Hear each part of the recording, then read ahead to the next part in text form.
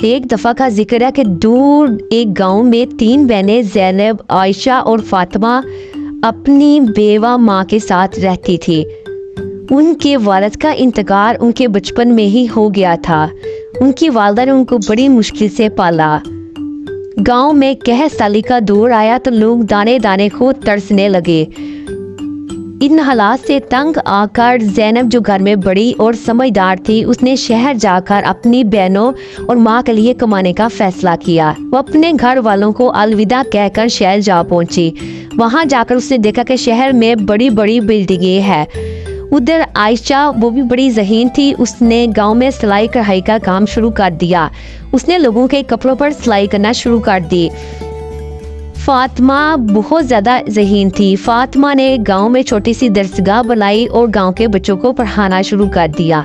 زینب کو شہر میں ایک بوڑھی عورت کے گھر کام ملا جو کہ بہت ہی گھمنڈی اور سخت تھی۔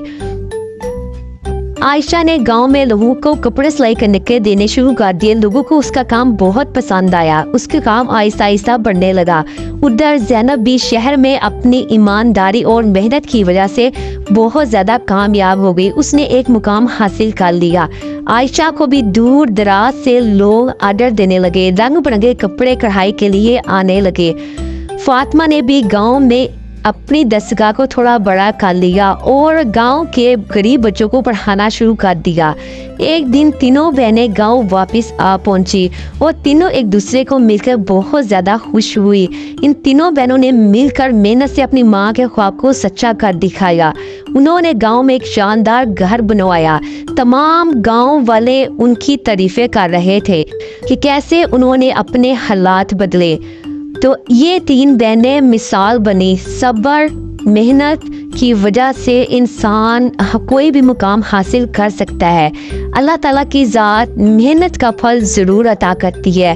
یہ چیزیں ان تینوں بہنوں نے ثابت کر دکھائی۔ اگر آپ کو میری سٹوری پسند آئی ہو تو جلدی سے میرے چینل رنگین دنیا کو سبسکرائب کریں اور کمنٹ باکس میں مور ویڈیو لکھیں۔